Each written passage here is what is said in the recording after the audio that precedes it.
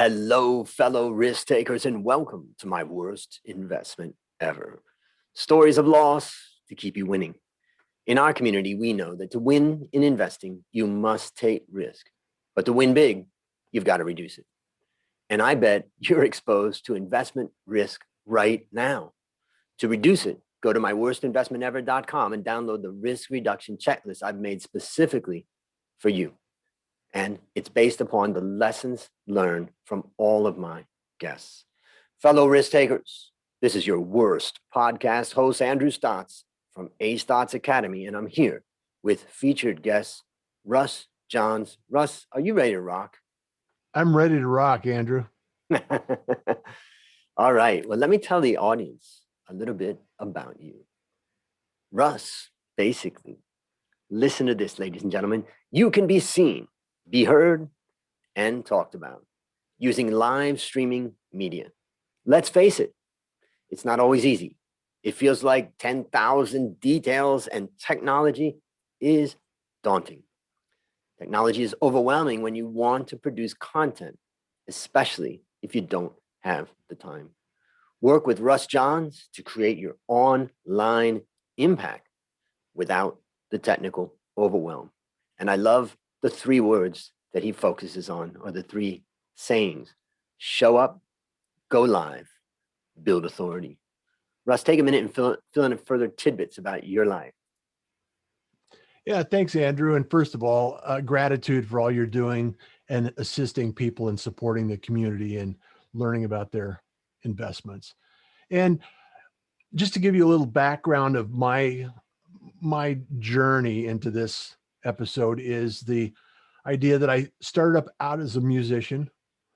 I played music up until 1987, where I fell 3 stories off a billboard and shattered my arm, my wrist, and I was in rehab and reconstructive surgery for 2 years, and coming back and investing time in the journey to learn a new skill, learn a new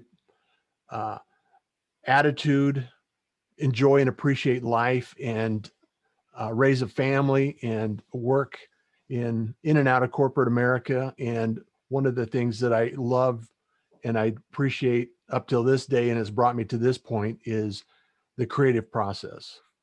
So that gives you a snapshot of where I came from and what I'm doing today. It's interesting about the creative process because obviously a musician has that at the heart, right? And I'm just curious, once that fall happened and you went through the rehab, were you able to get back into playing, or just was never going to be the same?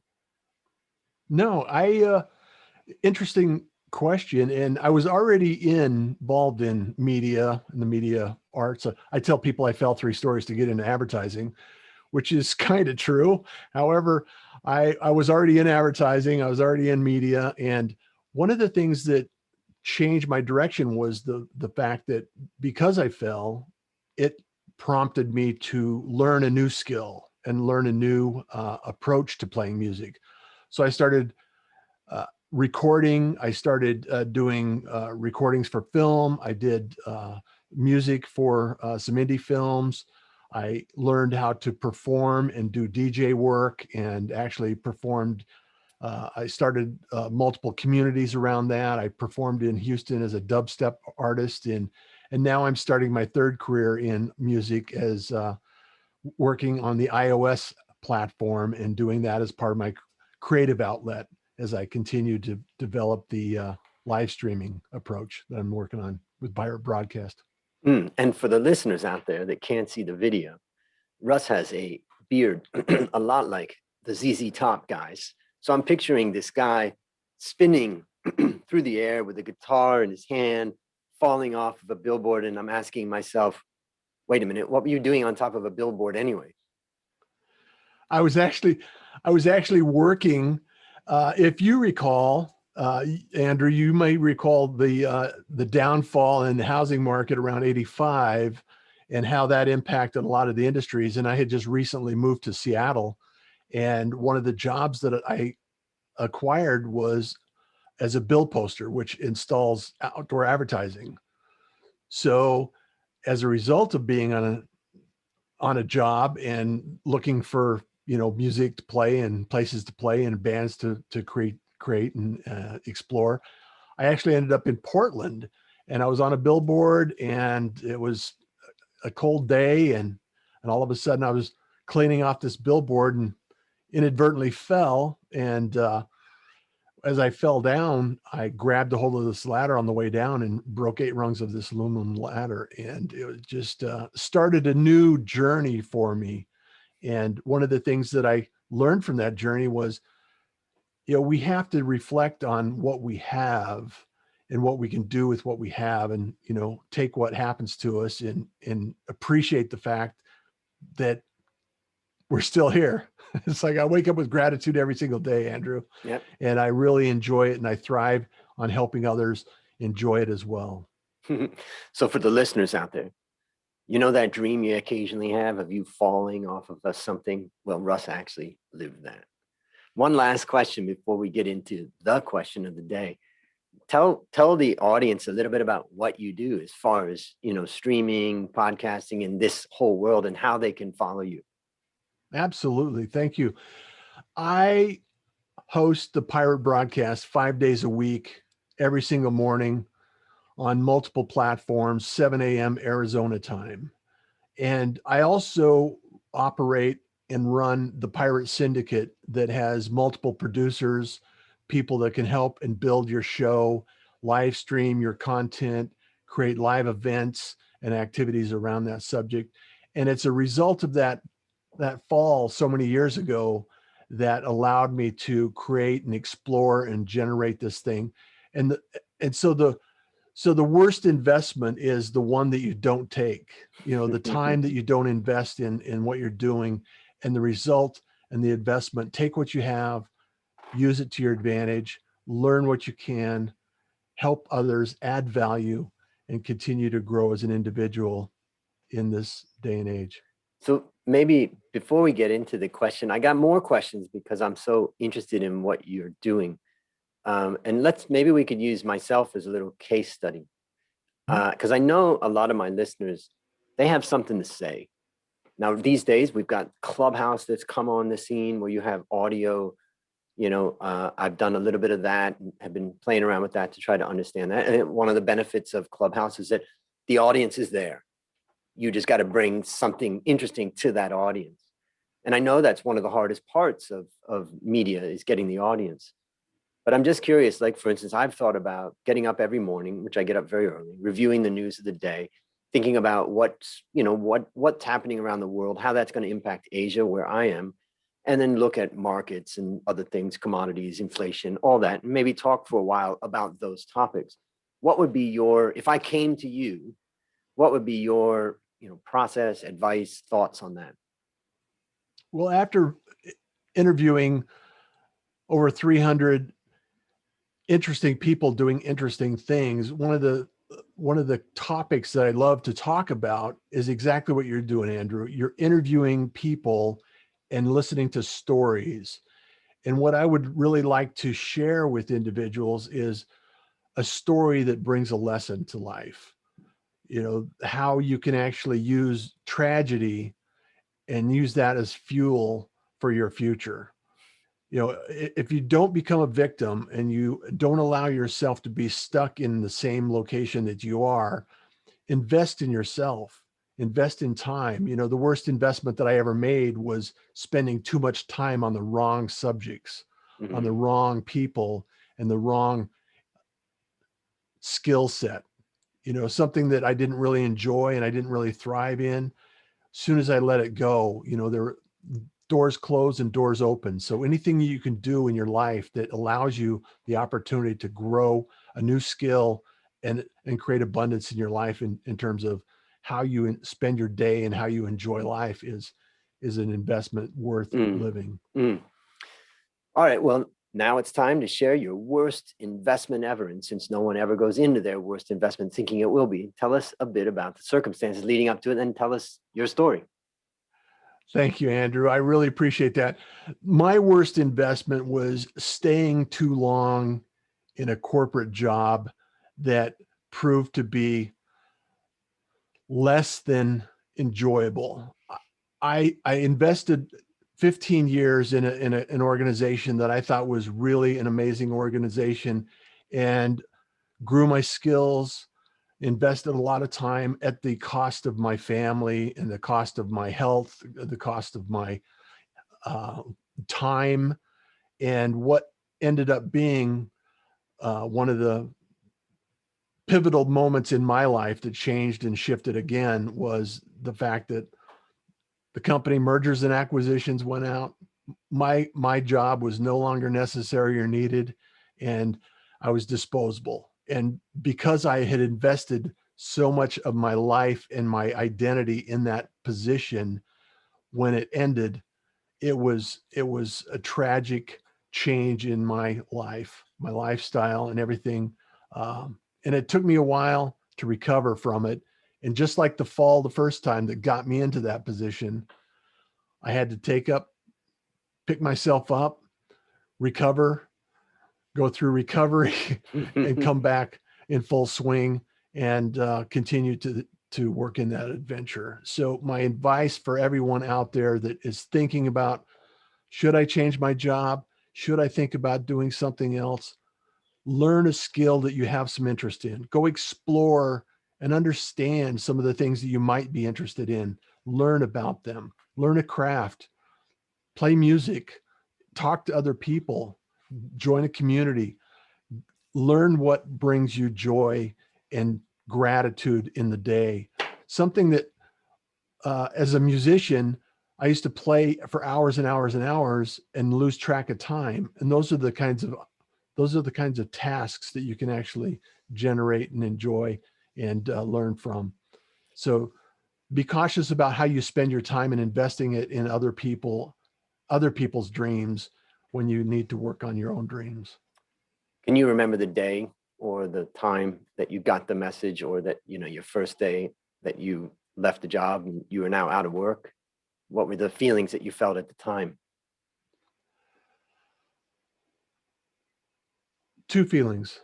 I felt devastated and I felt relief. And the reason I say that, Andrew, is because the relief was from the process of, I was exhausted. I had invested so much time and effort and energy that I wasn't sure that I was actually suicidal at that point. Mm. And so it was a gift to me and a curse at the same time. A week later, I ended up getting divorced as well. So that's a different story and a different investment. However, the time that I invested in this organization was attached to my identity, which is the real story behind the message. Is make sure that you have your own identity and make sure that you utilize the skills and the gifts that you bring, because I believe that everyone has a gift, everyone has a message, and everyone has an opportunity to share that value with the world. And when you find those identities and you find those things that bring you joy and you want to share it, that's something that everyone has the opportunity to do and bring to the world. I'm reminded of that song by, I think it was maybe Soundgarden, where the guy says that what you wanted to be yours has made it mine. And it's like the harder that you cling to something, like I got this job and I'm giving everything, and I really, actually, you're losing something from that. So, and also, I appreciate your discussion about the suicidal thoughts, because, I think a lot of the listeners out there have either friends or relatives that are really struggling, or themselves are struggling. I know for myself, a lot of people see me as a very positive person, but there have been times during this crisis right now that we've gone through where I literally have been kind of knocked to my knees and to just ask for help. And so it's a good reminder to everybody that sometimes life gets so heavy that, you do need to ask for help. So I think that that's, an important message out of that. So maybe you could talk to us about, what did you learn from this? Let's just list out the main learnings, because There's a lot of people out there that are just losing their job, or maybe they're just really investing themselves in their company, thinking it's the right thing, and they need to hear what you have to say. Absolutely. Andrew, we live in the most amazing time in the world right now, where, just as an example, you and I are on screen having an interview, creating a podcast from two sides of the planet. A few short years ago, this was not even possible, let alone something that we would consider doing every day. Yet you and I are both doing this every day. We're adding value to the world. We're sharing stories that people can think about, reflect on, and grow from. So my advice to anyone is to always wake up with gratitude, learn a skill, create something of value every day, and help someone in your life. Maintaining your community, your integrity, and be okay with who you are, where you are, because it's only this moment in time. And as you go forward and create something new, you become something new. Got it. Well, maybe I'll summarize a few things that I take away from that. I think the first thing is, I remember when I moved to Thailand in 1992, the way we communicated was through letters. And there really wasn't any easy way to do anything except letters. Eventually, I can remember, maybe it was 1994, I got a mobile phone. And it was, a huge device. Yes. and it was extremely expensive to call my parents. Yes. So if I could have one call every 3 to 6 months, that would be my treat. Yeah. Of course, we also used to use landlines for that, but I remember getting that mobile phone in like 1994, 1995. Yeah. So yeah, it's amazing, what we can do right now. And for the listeners out there, that's the challenge. You got the tools. You got the tools right here. Yeah. So what are you going to do about them? And I think the other thing that I want to highlight is, you mentioned about skills, crafts, community, joy, helping others. These are really great things. But I want to hone in on one.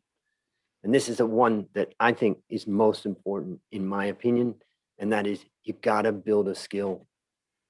And that skill's got to be something outside of work. Yeah, it may help you at work, but it's got to be something that's marketable outside of that job.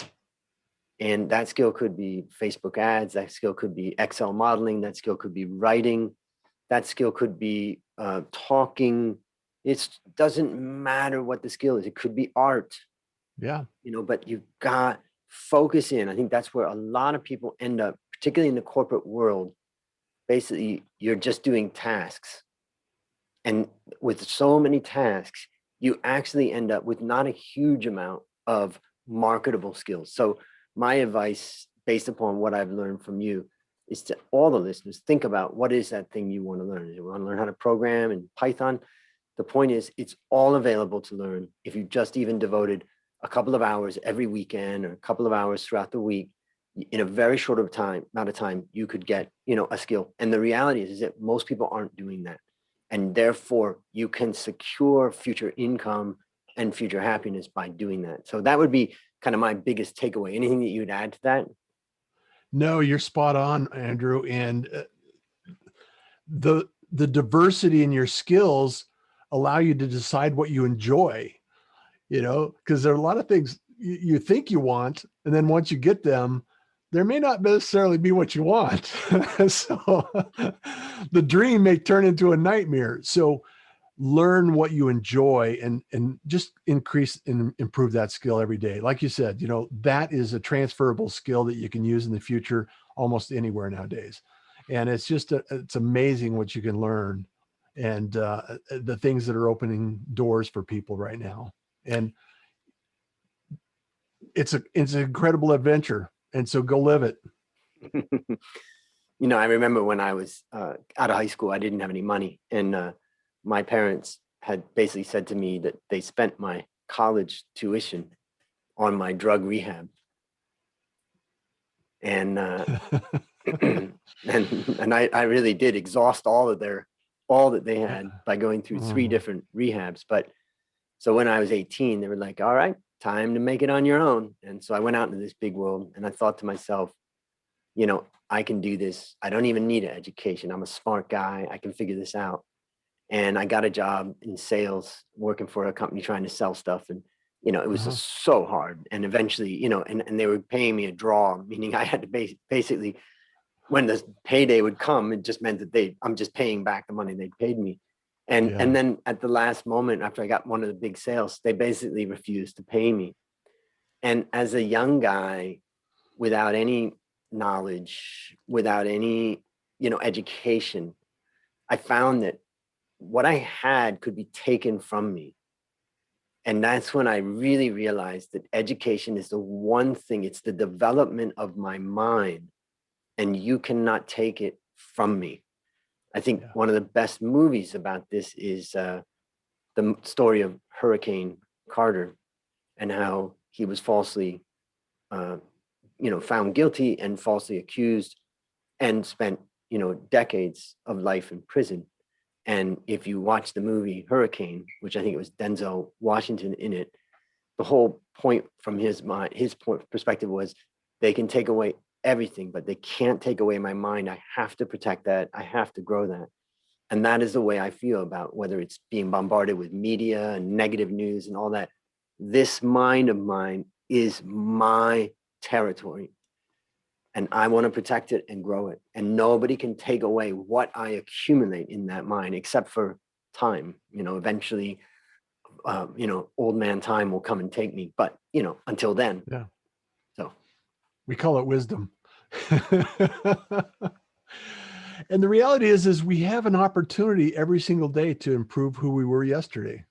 mm, And if you take that mindset and you take that attitude and say, okay, rather than doing something that's going to spend my time and start investing in my time, you know, it's the same with health. It's the same with your knowledge. It's the same with anything that you look at. If you're investing in yourself in this way, it's something that's going to carry you forward. That's something that you can't, you know, it's not going to, you're not going to lose it. It can't get stolen from you. And realistically, it's an area that you can actually thrive in and grow from. And with YouTube and all of the educational opportunities that are out there, learning a new skill is very easy. One of the challenges, though, Andrew, and I just want to caution people about this, is there's so many opportunities out there that a lot of people get overwhelmed by that.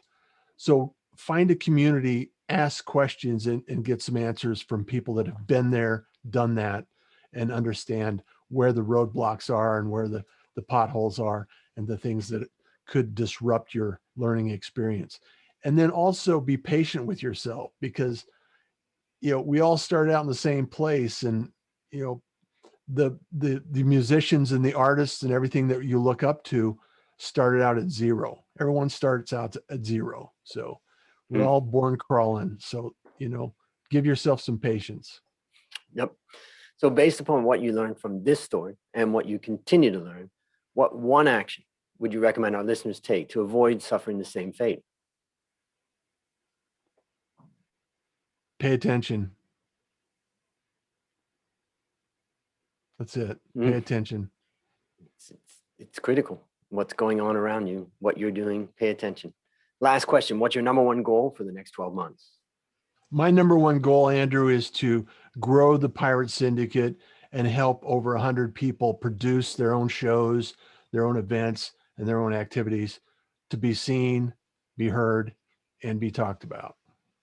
That's awesome. And for the listeners out there, just go to the show notes and you can get in touch with Russ, and I'll have all the links there. And why don't you work with him to get your voice out there in this world?